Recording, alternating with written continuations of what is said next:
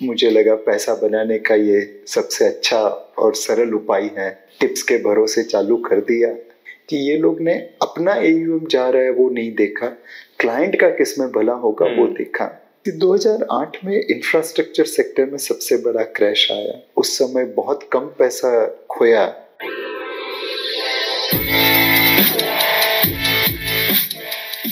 Nilesh sir, आपकी market की 30 साल के ऊपर की जर्नी हो चुकी है। स्टार्टिंग कहाँ से हुई थी इस जर्नी की? बाकी लोगों की तरह मैं भी 1991 की तेजी में मार्केट की तरफ मुखातिर हुआ। वो टाइम पे हर्षद मेहता की तेजी चल रही थी। स्टॉक्स दिन दूनी रात चौगुनी बढ़ रहे थे।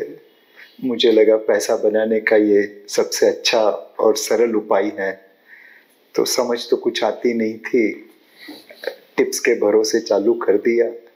Eventually I lost all the money and वो एक सबसे बड़ी लर्निंग थी।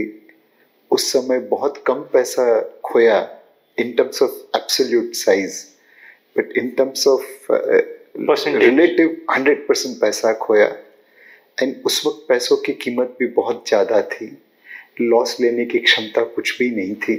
बट आई थिंक भगवान ने बहुत जल्दी कम खर्चे पे बहुत अच्छा एक्सपीरियंस दे दिया। लेकिन सर अभी क्या होता है, हमारा तो थोड़ा सा लॉस होती है, हम मार्केट से भाग जाते हैं एकदम कि यार ये सट्टा बाजार है, दूर हो जाते हैं। आप कह रहे हो कि आपने जीरो कैपिटल की, फिर आप मार्केट में बने कैसे रहे? एक मैं जब सीए बना और नौकरी की तलाश में निकला तो मुझे एलएनटी के एक मैन्युफैक्चरिंग यूनिट है पवई में, वहाँ पे जॉब मिल गया था। और जब मैं गया उनके उच्च अधिकारी से मिलने के लिए तो उन्होंने मुझे कहा कि देख बेटा, ये उम्र में तुझे फाइनेंशियल मार्केट में जाना चाहिए एंड ये जॉब तो तेरे लिए रहेगा ही रहेगा, बट अपनी तकदीर फाइनेंशियल मार्केट में आजमा ले। एंड देन भगवान का साथ रहा, मैं आईसीआई से पहुंच गया, वहाँ मर्चेंट बैंकिंग डिवीजन में काम चालू किया। और वहाँ पे बहुत सारे ऐसे दोस्त मिले जिन्होंने मुझे गाइड किया। हम इश्यू प्राइस करते थे, हम मार्केट को ध्यान से देखते थे। तो आई थिंक वो एक पहला अनुभव बना जिसने मुझे वापस मार्केट की तरफ खींच लिया। एंड मैं तकदीर वाला हूँ कि मुझे आईसीआईसीआई में ऐसे दोस्त मिले, ऐसे गुरु मिले जिन्होंने ये मार्केट क्या होती है वो बड़े प्रेम से समझाया। सर तो अभी हम क्या चाहते हैं कि सर आप अपनी आंखों से हमें पहला करेक्शन जो आपने या क्रैश अपनी आंखों से देखा था वहां पे ले जाए कि वो कौन सा पहला क्रैश था जहां पे आपको सबसे मेजर लर्निंग मिली? सबसे पहला क्रैश मैंने हर्षद मेहता की तेजी वाला देखा 91-92 में। लोगों ने पैसा अनाप शनाप बनाया और खोया भी उससे ज़्यादा। घर घर में लोगों ने उस वक्त पैसों का बड़ा भारी नुकसान किया था। एंड उसके बाद कई साल तक वो लोग वापस मार्केट में नहीं आ पाए। 91-92 was the first major crash जिसमें मैंने लोगों का पेन देखा। माहौल क्या था सर उस समय, क्या हो रहा था? माहौल काफी खराब हो गया था।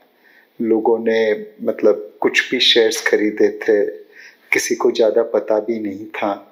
और उस समय की मार्केट भी इस तरह की मार्केट की तरह सुदृढ़ नहीं थी। वहाँ पे कंपनी सर्कल बाइंग न्यूज़पेपर में ऑफिशियली लिखता था, आज वो इनसाइडर ट्रेडिंग में जेल में होगा। वहाँ पे पेमेंट क्राइसिस ऑफिशियल वर्ड था। स्टॉक एक्सचेंज कुछ दिनों के लिए बंद हो जाता था बिकॉज पेमेंट नहीं होती थी। आज ये टाइप की संभावना कुछ भी नहीं है। उस समय गारो वॉज एन ऑफिशियल वर्ड कि आप किसी भी समय बेचे, आपकी बिकवाली हमेशा दिन की लोएस्ट प्राइस पे होगी और आप खरीदे तो हमेशा दिन के ऊपर के भाव में खरीदी होगी। और वो जो डिफरेंस होता था उसे ब्रोकर गालो या डिफरेंस करके ऑफिशियली ले लेता था कि वो तो उतना गालो रहता ही है। आज ऐसा कुछ नहीं है। उस समय bed delivery was a norm कि आपके डिलीवरी बेड हो जाएगी, फिर आप कापड़ी लेके पतावट के लिए भागते रहेंगे। तो वो एक वाइल्ड वेस्ट था जिसमें जिसकी लाठी उसकी भैंस मारे यानी तलवार, वैसा माहौल चल रहा था। और आज हम उससे कहीं ऊपर आ गए हैं। कंपनी सर्कल बाइंग अब एक क्राइम है, गारो एक क्राइम है, पेमेंट क्राइसिस वर्चुअली भूल चुके हैं कि ऐसा कुछ हो भी सकता है। एंड मोस्ट इम्पॉर्टेंटली ट्रांसपेरेंसी है, there is level playing field between retail investor and even global investor. Sir इसमें ये बताइए ना, बैड डिलीवरी क्या होती थी, और उसमें सपोज बैड डिलीवरी हो जाती थी तो सॉर्ट कैसे होती थी? कई तरीके से बैड डिलीवरी होती थी। कई बार सिग्नेचर डिफरेंस हो जाता था, कई बार शेयर ट्रांसफर फॉर्म की डेट एक्सपायर हो जाती थी, कई बार आपको फॉर्ज शेयर सर्टिफिकेट आ जाता था। रजिस्ट्रेशन के लिए भेजे, कंपनी वापस दे देती थी कि ये फ्रॉड शेयर सर्टिफिकेट है। तो बहुत सारे रीजन थे जिसकी वजह से बैड डिलीवरी होती थी। इनफैक्ट कई बार रिंग के अंदर जो सौदे गिरते थे उसमें भी डिस्प्यूट आता था और उसकी भी पतावट करनी पड़ती थी। तो वो एक माहौल, अलग ही माहौल था। एंड बड़े गर्व की बात है कि securities and exchange board of India की स्थापना के बाद उन्होंने उस पूरे वाइल्ड वेस्ट को टेम करके एक ग्लोबल फाइनेंशियल मार्केट बना दिया। आज हमारे यहाँ पे सबसे ज़्यादा वॉल्यूम ट्रेड होता है, दुनिया की सबसे ज़्यादा कंपनीज लिस्टिंग है। एंड अभी भी गवर्नेंस साइड के ऊपर, इनसाइडर ट्रेडिंग के साइड के ऊपर हमें और आगे बढ़ना है, बट हमने जो अचीव किया है वो काबिल तारीफ है। तो एक बार हर्षद मेहता का जब क्रैश हो चुका था, लोगों के पैसे डूबे, फिर अगले 3-4 साल क्या रहा माहौल? स्टॉक मार्केट में हमेशा एक चीज होती है कि पुराने लोग नुकसान करके बाहर जाते हैं और नए लोग आ जाते हैं नुकसान करने के लिए। तो हर्षद मेहता की जो मंदी हुई उसके बाद इक्विटी मार्केट में एफपीआई का निवेश चालू हुआ, उनके लिए लिमिट बढ़ाई गई ताकि वो निवेश कर सकें। उसके पीछे 93-94 में वापस एक तेजी चालू हो गई थी। एफपीआई के तहत मार्केट में खरीदारी आई, शेयरों के दाम बढ़े, उसमें अगेन एक्सेसेस हुई। ऐसी कंपनीज के दाम बढ़ गए जिनको शायद फंडामेंटली उतना सपोर्ट नहीं था।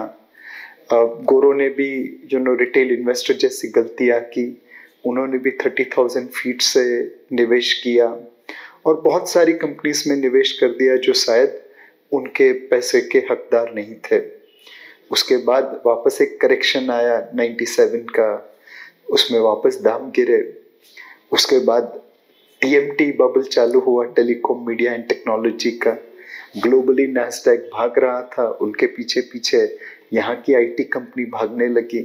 फिर लोगों में लालच आ गया, जिस कंपनी का नाम XYZ स्टील था वो XYZ आईटी कंपनी हो गया, तो भाव बढ़ने लगे, सर्किट लगने लगी। मतलब क्या ये एक्चुअली उस समय लोग अपना नाम चेंज कर रहे थे? या कंपनीज के नाम बदलने से सर्किट लगने लगती थी। कंपनीज के मतलब प्रोडक्ट नहीं होते थे बट वो दिखाते थे हमारे प्रोडक्ट है, और उसके दाम बढ़ जाते थे। एक ऑपरेटर ड्रिवन माहौल था कि शेयर्स के दाम अगेन दिन दोगुनी रात चौगुनी बढ़ रहे थे। बट ये सारी चीजें एटलीस्ट एक एक्सपीरियंस्ड इन्वेस्टर्स के लिए बबल बन रही थी। उस समय बड़े बड़े महारथी निवेशकों ने कहा भी कि ये बबल है और यहाँ पे अब मार्केट गिरेगी, इसमें आप निवेश मत करिए। एंड फाइनली मतलब वो बबल भी टूट गया एंड अगेन लोगों ने काफ़ी पैसे खोए। अगेन लोगों ने अपनी लालच के लिए कॉस्ट प्राइस पे करनी पड़ी। सर ये जो अभी सेकंड माहौल चल रहा है, अभी हम करीब 98, 99, 2000 के आसपास है, जिस समय बबल हो रहा है फिर बबल बर्स्ट होता है, उस समय केतन पारिक का क्या रोल था?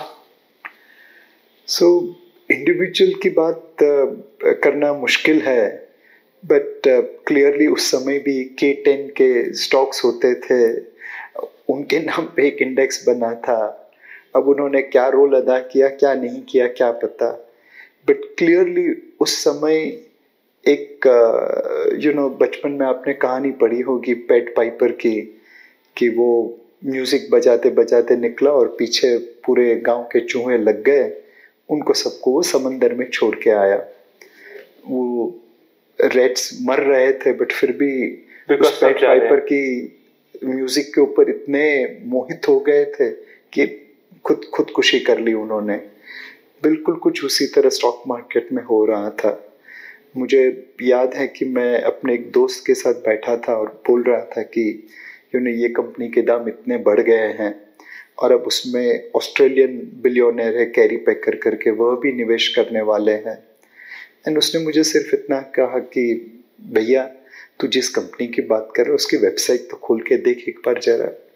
एनीवे मैं उस कंपनी को ज़्यादा फॉलो नहीं करता था, निवेश नहीं करने वाला था, बट जब मैंने उस कंपनी की वेबसाइट खोलने की ट्राई की तब पता चला कि ये कंपनी की वेबसाइट ही नहीं है। जिस कंपनी की वेबसाइट नहीं थी, जिसका कोई नामो निशान नहीं था, उसमें एक रूमर उड़ जाए कि इसमें ये स्टेक लेने वाला है, इसमें ये होने वाला है, लोग आंख बंद करके पीछे पड़ जाते थे। वो लालच विजिबल थी, इतनी इजीली लोगों का पैसा बन रहा था कि आपको एक कॉन्फिडेंस आ गया था कि आज नहीं तो कल ये बबल फूटेगा, आज नहीं तो कल लोग अपनी लालच के लिए कीमत अदा करेंगे। सर, तो उस समय जैसे अभी हम देखते हैं सुबह उठते ही मनी कंट्रोल खुल जाता है, हम देखते हैं कि मार्केट बढ़ा हुआ है, मेरा पोर्टफोलियो ऊंचा है नीचा है, ऐसा कुछ था फैसिलिटी, या उस समय कैसे ट्रैक होता था प्रॉफिट लॉस क्या हो रहा है? उस समय लोगों के पास मनी कंट्रोल या ये टाइप की वेबसाइट तो थी नहीं। हर किसी ने एक्सेल शीट के ऊपर बना लिया था। मोबाइल फोन इतने पावरफुल नहीं थे, बट लोगों की एक्सेल शीट तो तभी भी थी। कंप्यूटर्स के ऊपर अपने स्टॉक डालते थे, शाम को भाव डालते थे, भाव कॉपी आती थी, उसमें से भाव इंसर्ट करते थे और देखते रहते थे कि कितना पैसा बना, कितना गया।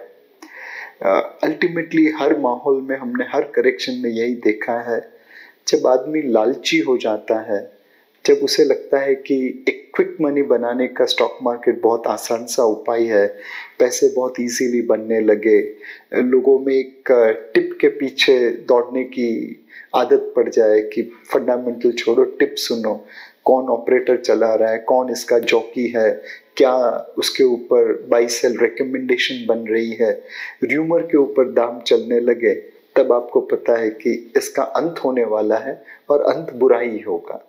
फिर 2000 से 2004 जो बड़ा स्टेगनेंट पीरियड था, वो क्या माहौल था? सो अगेन 2000 में लोगों ने जम के पैसे खोए, एंड 2000 में म्यूचुअल फंड के अंदर भी लोगों ने पैसे खोए।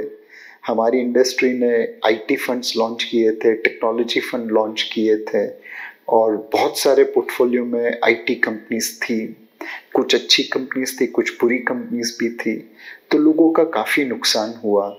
एंड फिर से एक माहौल पैदा हो गया कि स्टॉक मार्केट तो जुआरियों का अड्डा है, यहाँ पे अच्छे लोगों का काम नहीं। 2000 से लेके 2003 तक हम वापस बटोरते रहे कि लोगों का कॉन्फिडेंस आ जाए, धीरे धीरे लोग निवेश करना चालू करें। वह समय काल भी कुछ ऐसा ही था कि लोगों को कॉन्फिडेंस आते आते डर लगा, टाइम लगा। एंड फिर 2004 में कॉन्फिडेंस आ रहा था, मार्केट ऊपर चढ़ रही थी, उसी समय पे इलेक्शन रिजल्ट मार्केट की धारणा के विपरीत आया, तो वहाँ पे भी बड़ा करेक्शन आ गया। 20% मेरे हिसाब से उस दिन रिजल्ट के दिन सर्किट में लॉकडाउन हुआ था।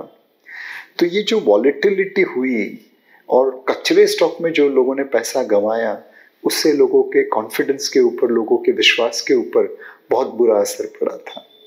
और फिर mother of all bull run में क्या सब लोग पार्टिसिपेट कर पाए थे या क्या था उस समय? 2003 से लेकर 2008 तक हमने इंडेक्स को तकरीबन 3000 से 21000 होते हुए देखा। 3000 की जर्नी के ऊपर निवेश करने वाले बहुत कम लोग थे, किसी को कॉन्फिडेंस नहीं आता था। उस समय 97 to 2003 में फिक्स्ड इनकम में और ज़्यादा माना जाता था।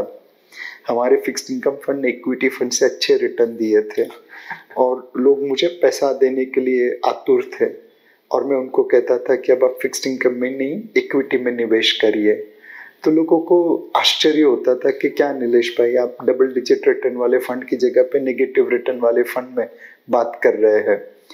एंड मैं बोल रहा हूँ कि मैं तो 2004 में इक्विटी मैनेज नहीं करता था, फिर भी वो आपको बेच रहा हूँ, तो कम से कम उस नजरिए पे आप मेरी कदर करिए कि जो बंदा ऐसा प्रोडक्ट बेच रहा है जो उसके पास है ही नहीं, तो वो तो अपनी भलाई के लिए ही बात करता होगा, नहीं तो अपने फंड में पैसा ले लेता।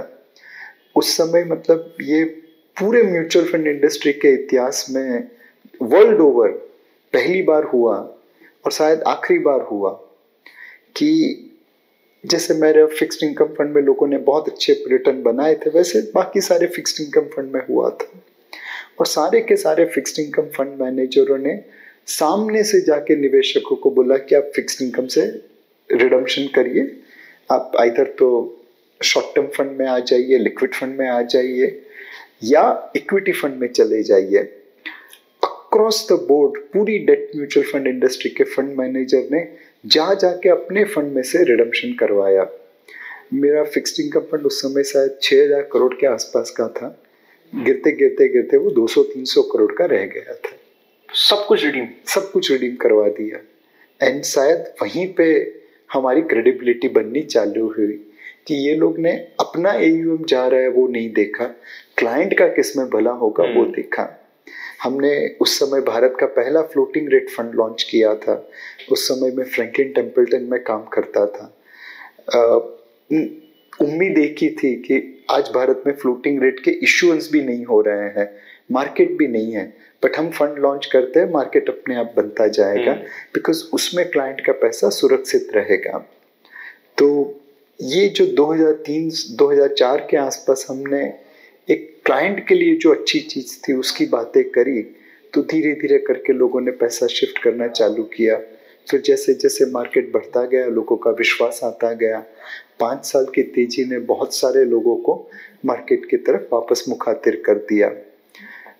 उस समय इंफ्रास्ट्रक्चर सेक्टर बहुत अच्छा कर रहा था। मैं उस समय कंट्री का सबसे बड़ा इंफ्रास्ट्रक्चर फंड चला रहा था। मतलब मैं CIO था, मेरे फंड मैनेजर चला रहे थे, बहुत पैसा आया। उस समय हमने जापान में एक फंड लॉन्च किया था जो 2007 में पूरे इमर्जिंग मार्केट में बेस्ट परफॉर्मिंग फंड था। एंड हमने 2000 के अनुभव से सीखा कि जो क्लाइंट के लिए अच्छा है वो करना है। उसमें हमने उस साल का सबसे बड़ा डिविडेंड डिक्लेयर किया था। लोग प्रेशर डाल रहे थे कि आप नया फंड लॉन्च करिए और पैसा आएगा। मुझे याद है सितंबर 2007 से लेकर मई 2008 तक हमने एक भी NFO इक्विटी में लॉन्च नहीं किया था, बिकॉज हमें लग रहा था कि ये मार्केट महंगा है। तो एटलीस्ट 2008 में हमने कोशिश की कि हम क्लाइंट के लिए काम करें, उन्हें गुमराह ना करें, तेजी का परफॉर्मेंस दिखा के पैसा नहीं उठाए, SIP के लिए उनको प्रोत्साहित करें। उस समय करते थे SIP? उस समय मतलब हमने 97 से मैंने म्यूचुअल फंड ज्वाइन किया, तब से लेकर SIP ही बोल रहे थे। बट 2003-2008 में बहुत मतलब जोर लगा के बोला, एडी चोटी का दम लगा दिया था कि हमें नहीं मालूम मार्केट कहाँ जाएगा, आप सिर्फ SIP करिए, रेगुलर इन्वेस्टमेंट आपके लिए सही है। बूंद बूंद से होज बनता है, सागर बनता है, वैसे ही SIP से आपका परफॉर्मेंस बनेगा। पिछली दिवाली एक बंदे ने फ़ोन किया जो 20-22 सालों से SIP कर रहा है कि नीलेश भाई आपके घर का एड्रेस चाहिए। मैं बोला क्यों? तो बोला दिवाली की गिफ्ट देनी है। मैं बोला हमारे रूल्स के अनुरूप मैं ले नहीं सकता, आप मेरे को विश करे वही मेरे लिए बहुत काफ़ी है। फिर बोला नीलेश भाई एक सवाल पूछूं क्या? मैं बोला पूछिए ना। बोलते आप जो स्टेटमेंट ऑफ अकाउंट बेचते हैं म्यूचुअल फंड का, वो क्या सही होता है? उसमें जो नंबर दिखाते हैं। मैं बोला 20 साल के बाद ये सवाल पूछ रहे हैं आपने तो हमारी पूरी मतलब इज्जत मिट्टी में मिला दी ये सवाल पूछ के। एंड ऐसा क्यों पूछ रहे हैं? आप तो मुझे 20 साल से जानते हो, आप म्यूचुअल फंड के निवेशक रहे हो। इसे नीलेश भाई बुरा मत मानिए, इतना बड़ा नंबर है, बिलीव नहीं होता है कि ये मेरा है, तो आपसे कंफर्मेशन चाहिए कि ये रियल है। मुझे लगता है मैं स्वप्न देख रहा हूँ। एक और किस्सा कहना चाहूँगा। मेरे एक मित्र थे एक्सिस बैंक में, जब मैं काम करता था तब भी मैं SIP की बात करता था। उन्होंने अपने ड्राइवर के लिए SIP चालू की थी 2000 रुपये प्रति माह की। तकरीबन 54 मंथ्स उसने उनके साथ काम किया, तो 54 × 2 1,08,000 रुपये की SIP की थी। जब वो छोड़ के जा रहा था तो बोला कि ये पैसा आपके पास ही रहने दीजिए, जब जरूरत पड़ी मैं ले लूँगा। कुछ समय पहले वो अपनी बेटी की शादी का न्योता देने गया था और बात बात में पूछ बैठा कि सर वो 1 लाख रुपए मैंने आपके वहाँ पे रखे थे जो आपने मेरे लिए निवेश किए थे, अगर मिल जाए तो बेटी की शादी हो जाएगी। वह 1 लाख रुपए कुछ 10 सालों के अंदर 4 लाख के ऊपर हो गया था। जब उन्होंने रिडम्पशन करके वो पैसा उसके हाथ में दिया, आंखों में खुशी के आंसू आ गए कि अब तो मेरी बेटी की शादी की खर्चा पूरा निकल गया, मुझे कोई चिंता करने की जरूरत नहीं है। उस निवेशक ने जो दुआएं हमें दी होगी, आई एम श्योर सारी की सारी दुआ तो वो जिन्होंने निवेश किया उनके खाते में जानी चाहिए, बट कुछ तो फंड मैनेजर के लिए भी आई होगी। एंड हजारों लोगों के लिए लाखों रुपए करोड़ों रुपए बनाया है, बट शायद उस बंदे की जो दुआएं हमें मिली है वो हमारी पूरी जिंदगी की आवक है, वो हमारी पूरी जिंदगी का सरवैया है कि हमने किसी के ख्वाब पूरे कर दिए। सर लेकिन ख्वाब की जब हम बात कर रहे हैं, फिर 2008 का जो क्राइसिस आया उसमें ख्वाब टूटे भी थे, उस समय क्या माहौल हुआ?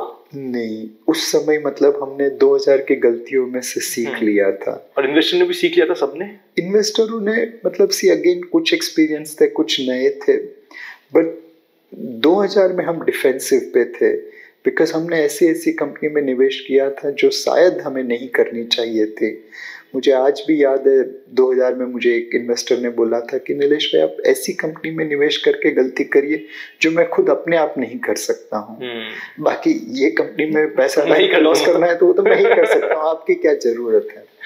2008 में हमने वो गलतियां नहीं की थी, हमारी सारी कंपनीज अच्छी कंपनीज थी, रियल बिजनेस थे, और जब ग्लोबल क्राइसिस की वजह से मार्केट गिरा हम छाती ठोक के खड़े रह गए थे कि आप निवेश करिए निवेश करिए निवेश करिए, ये क्राइसिस ग्लोबल क्राइसिस है, इंडिया का क्राइसिस नहीं है। एंड प्लस सितंबर 2007 से मई 2008 तक हमने एक भी NF4 लॉन्च नहीं किया था, तो लोग समझ पा रहे थे, हमें नहीं पता था कि 21,000 मार्केट का टॉप है, तकरीबन 17,000 से लेके 21,000 तक मैं लोगों को कह रहा था कि आप इक्विटी में अंडरवेट रहिए, SIP चालू रखिए, बट लिवरेज मत रखना, ओवर अलोकेशन मत रखना, मार्केट थोड़ा महंगा लग रहा है, कभी भी करेक्शन हो सकता है। 17,000 पे जिसने सुना और रिडीम किया वो शायद गाली दे रहा होगा बिकॉज मार्केट 21,000 पे पहुंचा था, बट 21,000 से जब नीचे आ गया तो उसने भी दुआएं दी होगी। 2008 में मुझे मालूम है कि एक उस समय मेरी ऑफिस लोअर परेल में थी एंड हाल तो बहुत ख़राब था, तो एक डिस्ट्रीब्यूटर ने इवेंट रखी थी कि आप होटल लीला में आइए एंड मेरे इन्वेस्टरों को आप एड्रेस करिए। मुझे मतलब 8 बजे लीला होटल में पहुंचना था, मैं 8 बजे तो अपनी ऑफिस मुश्किल से छोड़ रहा था, उनको रास्ते में फ़ोन किया कि मुझे थोड़ा लेट हो जाएगा, ट्रैफिक भी बहुत है, उस समय गूगल मैप भी नहीं था, मैं आई थिंक मैंने बोला कि आप खाना चालू कर दीजिए, जब तक मैं पहुंचूंगा तब तक खाना ख़त्म हो जाएगा फिर बात करेंगे। आई थिंक मुझे पहुंचते पहुंचते 9:30 पौने 10 हो गए, बट किसी ने खाना नहीं खाया था, सब राह देख के बैठे थे। एंड मैंने अपना प्रेजेंटेशन चालू किया, पहले माफ़ी मांगी कि आपका बहुत नुकसान हुआ, ऊपर से मैंने वेट कराया, लेकिन ये रीज़न है जो हमें नहीं मालूम थे, जो हम नहीं समझ पाए, ये चीज़ें जो हमारी समझ में आती है और हमें लगता है कि ये दाम लेने के हैं, बेचने के नहीं हैं, नुकसान को भूल जाइए, this is the time to be overweight equity. I think वो प्रेजेंटेशन, बातचीत, क्वेश्चन आंसर पूरी करते करते शायद 11:30-12 बज गए थे। उसके बाद लोगों ने खाना चालू किया एंड उतने पूरे ऑडियंस में तकरीबन 600-650 लोग थे, उसमें किसी ने ये नहीं किया कि नीलेश भाई आपने हमारे लिए इतना नुकसान कराया, बिकॉज वो पोर्टफोलियो देखते थे एंड मैंने अपना पोर्टफोलियो ही रखा था कि मैंने इसमें नुकसान किया है, इनमें से आप एक भी कंपनी के ऊपर डाउट नहीं कर सकते कि ये कंपनी रियल नहीं है। जब वो पोर्टफोलियो लोगों ने देखा तो वो विश्वास आ गया कि अब ये लेने के दाम है, बेचने के नहीं है। उस समय काफ़ी लोगों ने पैसे लगाए, I am sure they all have made lot of money. So जो ये 2008 का मार्केट का क्रैश आया था, इसमें कौन से स्पेसिफिक जगह में सबसे ज़्यादा क्रैश आया था, उसका मेन मुद्दा क्या था? 2008 में इंफ्रास्ट्रक्चर सेक्टर में सबसे बड़ा क्रैश आया। उस समय लोगों की उम्मीद थी कि इंफ्रास्ट्रक्चर सेक्टर स्ट्रेट लाइन में बढ़ता रहेगा, पावर कंपनी है, प्लांट लगेगा, बेचने लगेंगे, मर्चेंट पावर रेट पे बिक जाएंगे। पता चला प्लांट लगा ही नहीं, मर्चेंट पावर रेट इतने नीचे आ गए और डेट आपकी इक्विटी को खा गए। ऐसा लगता था कि आप पर एकड़ जो खरीदते हैं उसे पर स्क्वायर फुट में बेच के अनाप शनाप पैसा बना पाएंगे। फिर पता चला कि पर एकड़ से पर स्क्वायर फुट बनना, बेचना उतना इजी नहीं है।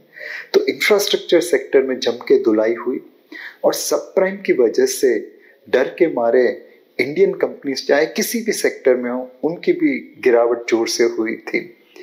तो इंफ्रास्ट्रक्चर सेक्टर में ज़्यादा गिरावट हुई बाकी सेक्टर में थोड़ी कम, बट पूरी मार्केट जब 21,000 की 7,500 पे 8,000 पे आ जाती है तो ऑब्वियसली गिरती है। सब प्राइम को भी थोड़ा सा इजी करिए ना सबके लिए कि क्या था वो, सब प्राइम का मतलब क्या था? सब प्राइम मतलब एक ऐसी चीज थी यूएस में जहाँ पे लोगों ने हैसियत देखे बगैर हाउसिंग लोन देना चालू किया। एक बंदा जिसकी एक घर खरीदने की औकात नहीं थी फाइनेंशियली, वो 4-4, 5-5 घर खरीद के बैठा था, बिकॉज ये उम्मीद थी कि घर के दाम ऊपर चले जाएंगे और मैं जो ब्याज दे रहा हूँ, जो लोन दे रहा हूँ, उससे ज्यादा अप्रिसिएशन होगा तो मेरा पैसा बन जाएगा।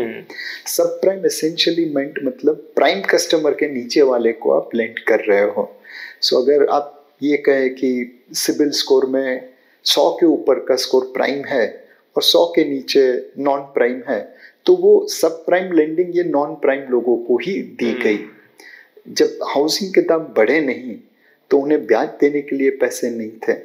जब हाउसिंग प्रॉपर्टी बेच के लोन रिकवर करने की कोशिश की तो पता चला कि हाउसिंग प्रॉपर्टी अब औने पौने दाम पे जा रही है, तो बैंकों को भरचक नुकसान हुआ। उसके पीछे पीछे पूरी सिस्टम की लिक्विडिटी बंद हो गई, कंस्ट्रक्शन एक्टिविटीज बंद हो गई, जो इन्वेस्टरों को जो नुकसान हुआ उनका कंजम्पशन कम हो गया, और उसके पीछे पीछे धीरे धीरे करके पूरी दुनिया में वो इम्पैक्ट स्प्रेड हो गई कि यूएस में सब प्राइम की वजह से फाइनेंशियल इन्वेस्टर्स को जो नुकसान हुआ है उसकी भरपाई करने के लिए उन्होंने बाकी देशों से अपना माल बेचना चालू किया। उसके पीछे पीछे काफ़ी डर का माहौल पैदा हो गया। मुझे याद है उस समय फ्राइडे को यहाँ पे एक बड़ी अमेरिकन कंपनी का ऑफिस उद्घाटन हुआ था। सारे लोग आए थे, उनके ग्लोबल लोग भी आए थे और बड़ी बड़ी बातें की। मंडे को वो कंपनी ही बंद हो गई। तो फ्राइडे को जो हमें ज्ञान दे रहा था उसको खुद को पता नहीं था कि मंडे को उसकी कंपनी नहीं रहेगी। सो अभी हम 20 साल की जर्नी कंप्लीट कर चुके हैं, 1990 से 2010 तक ऑलमोस्ट। फिर आगे का माहौल क्या था? 2008 के बाद मतलब काफ़ी लोगों को अगेन वॉलेटिलिटी का सामना सहन करना पड़ा, बट इसमें बहुत सारे ऐसे लोग थे जिन्होंने उस वॉलेटिलिटी का फ़ायदा उठाया। 21,000 से 8,000 की जर्नी में नीचे के लेवल पे काफ़ी लोगों ने निवेश किया और सस्ते दाम पे, अच्छे दाम पे उन्होंने पोर्टफोलियो बनाया। 2008 के बाद धीरे धीरे इकोनॉमी चलने लगी तो उसके पीछे पीछे मार्केट भी रिकवर हो गया। 2013 में टेपर टेंट्रम की वजह से ऑब्वियसली मार्केट में करेक्शन आया, बट वो उतना डीप नहीं था जितना लोगों ने 2008 में देखा था। तो उसको सह लिया, उसको लोगों ने सह लिया। मतलब 2008 से 2013 का रिटर्न ऑलमोस्ट फ्लैट हो रहा था, बट फिर भी लोगों ने उसको सहन कर लिया। एंड जैसे 91, 92 के एक्सपीरियंस में 2000 में संभले, 2000 वाले एक्सपीरियंस 2008 में संभले, 2008 वाले एक्सपीरियंस वाले ने 2013 में संभाला। तो एक एक्यूमुलेटेड एक्सपीरियंस ये सब क्राइसिस का जो था वो लोगों के पास आ गया। एंड उसकी वजह से मुझे लगता है कि 2008 और 2013 के क्राइसिस में बायर ज़्यादा थे, पैसा बनाने वाले ज़्यादा थे और नुकसान करने वाले बहुत ही कम थे। क्या ये सेम चीज़ आप कोविड के लिए भी बोल सकते हैं, कोविड के क्रैश के समय भी? डेफिनेटली। मतलब मैं तो शुक्रगुजार हूँ रिटेल इन्वेस्टर्स का जिन्होंने 2020 में कोविड समय में म्यूचुअल फंड को सपोर्ट किया। कुछ लोगों की SIP जरूर बंद हुई, बट बाय एंड लार्ज पैसा आता रहा, SIP बढ़ती गई, लमसम इन्वेस्टमेंट आता रहा। एंड उस समय मतलब हम लोग डिजिटल मीडियम का यूज़ करके कॉल कर रहे थे लोगों से। एक एक कॉल पे 3-3, 4-4 हज़ार लोग आते थे। हमें खुद को पता नहीं था कोविड क्या है, उसका अंजाम क्या होगा। हम सिर्फ यही कहते थे कि भैया 2008 में इंडिया का market cap to GDP ratio कुछ 43% के आसपास आया था, आज 60% है, 55% है, बॉटम आई थिंक 53% हुआ।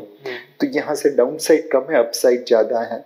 आप आधा पैसा आज लगा दीजिए इंस्टॉलमेंट्स के अंदर और आधा पैसा जब वैक्सीन आ जाए, दवाई आ जाए तब लगा देना, जब आपको कॉन्फिडेंस हो जाए तब लगा देना। ओवरवेट इक्विटी मार्केट है, बेचने का समय नहीं है। एंड बहुत एक लोगों ने जो वो कॉल सुना उन्होंने निवेश किया। एंड मेरे हिसाब से मार्च, अप्रैल, मई 2020 जो सबसे कठिन समय था उसमें निवेशकों ने भरपूर निवेश किया। FPI बेच रहे थे और लोकल ने डट के उनके सामने से माल खरीद लिया। तो मतलब इस बार रिटेलर्स ने आपके हिसाब से अच्छा कमाया कंपेयर टू प्रीवियस क्रैशेस? काफी काफी अच्छा कमाया। इस बार फॉरेनर्स ने लॉस किया बेच बेच के, और रिटेल और डोमेस्टिक ने पैसा बनाया ले लेके। तो सर इसमें अब एक इम्पॉर्टेंट सवाल ये आता है, जैसे आपने कहा कि 2008 से 2013 ऑलमोस्ट जीरो रिटर्न्स पे थे, 2015 से 2020 भी अगर हम देखेंगे तो बीच में इतनी सारी चीजें आई, कभी कुछ हम उसकी बात नहीं करेंगे क्या आया, बट जो भी कारण था उसकी वजह से मार्केट ने इतना अच्छा परफॉर्म नहीं किया। जब 5 साल के रिटर्न जीरो पे हो जाए तो इक्विटी में कैसे बने रहे? ये मतलब पूरा श्रेय जाता है इन्वेस्टर्स को और डिस्ट्रीब्यूटर्स को, जिन्होंने निवेशकों को इसके लिए तैयार किया।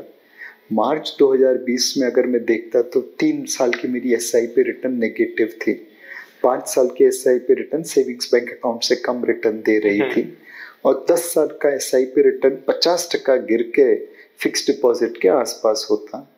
किसी भी निवेशक के लिए वो डिसअपॉइंटमेंट थी, उनकी वेल्थ आधी हो गई ऑलमोस्ट। बट उस समय भी मतलब हम लोग जा सके लोगों के सामने, उनको समझा पाए कि market cap to GDP ratio पे ये बहुत ही सस्ता है, यहाँ पे एसआईपी टॉपअप करिए, ओवरवेट इक्विटी हो जाइए और कुछ समय दीजिए। उस समय कोई अंदाजा नहीं था कि हम वापस 15,000 या 18,000 निफ्टी पे पहुंच जाएंगे। मेरे हिसाब से तो उस समय मुझे लगता था कि अगर 12,000 वापस आ जाए तो भी बहुत है। तो हम सिर्फ यही बता पाए थे लोगों को कि आप अपनी निवेश को चालू रखिए, रिडीम मत करिए। एंड डिस्ट्रीब्यूटर्स ने भी वही मैसेज लोगों को पहुंचाया। लोगों को भी 92, 2000, 2008, 2013 का एक्सपीरियंस था। मोस्ट ऑफ द लोगों ने अपना निवेश चालू रखा, कुछ स्मार्ट लोगों ने टॉपअप किया और कुछ ही लोगों ने रिडीम किया होगा। बट जैसे जैसे फिर अप्रैल में मार्च से अच्छा मार्केट हुआ, मई में अप्रैल से अच्छा हुआ, जून में मई से अच्छा हुआ, जैसे जैसे मार्केट रिकवर होता गया लोगों का हौसला बढ़ता गया।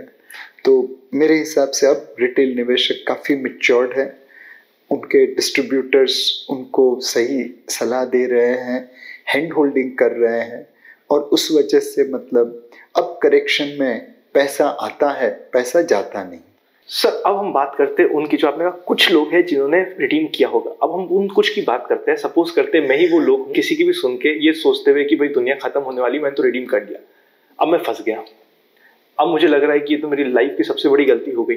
तो ऐसा अगर करेक्शन के समय हमसे किसी भी मेंटल कारण के कारण रिडम्पशन हो जाए तो सबसे पहले हम उसे रोक कैसे कर सकते हैं आने वाले समय में? सेकंड, अब क्या कर सकते हैं?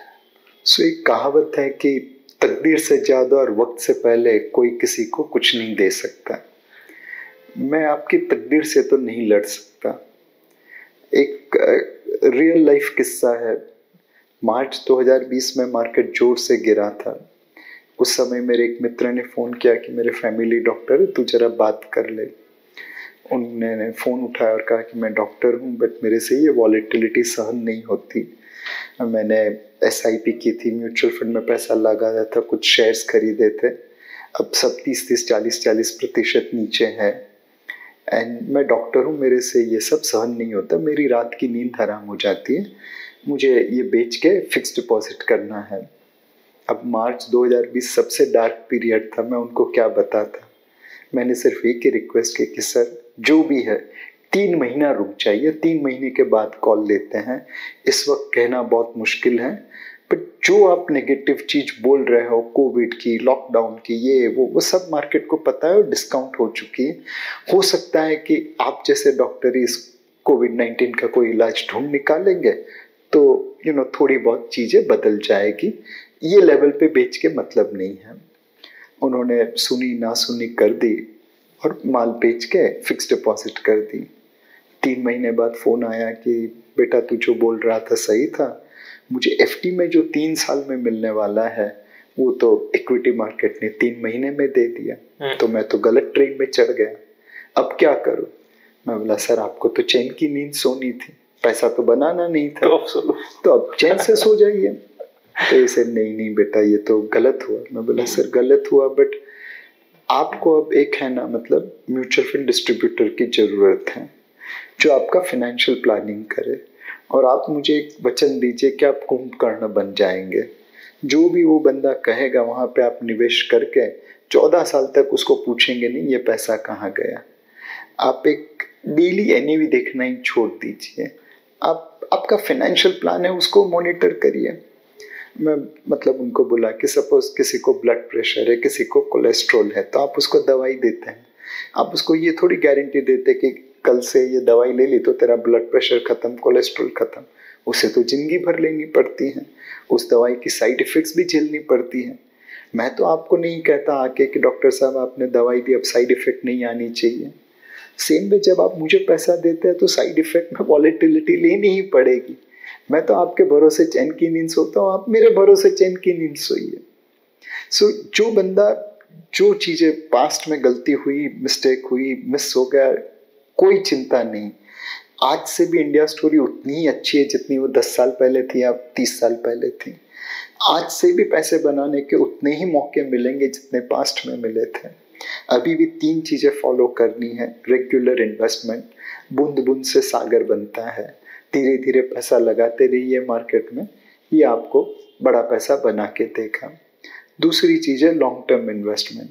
मतलब अभी समर सीजन है, अच्छे अच्छे आम आते हैं।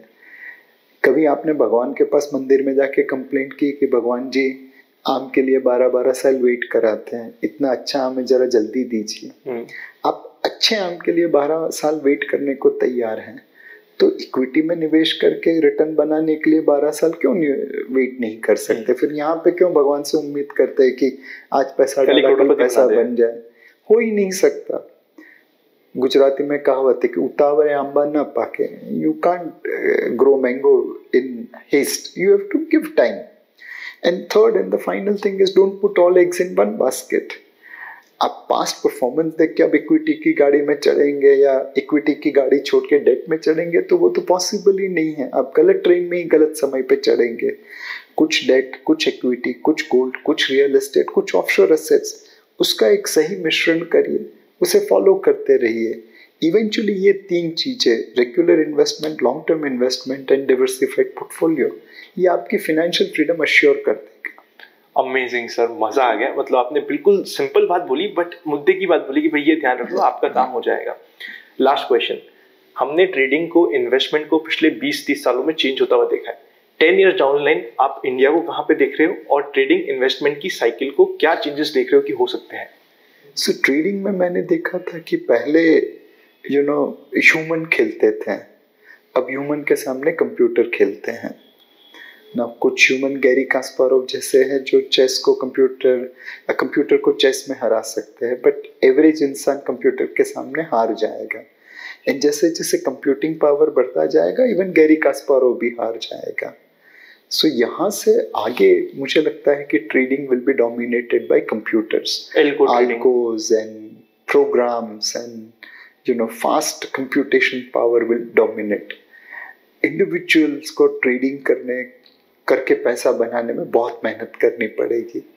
आज भी कहते हैं कि 90% ट्रेडर पैसा खोता है और 10% बनाता है। मुझे लगता है कि आने वाले 10 सालों में 99% non computer trader will lose money और 1% पैसा बनाएगा।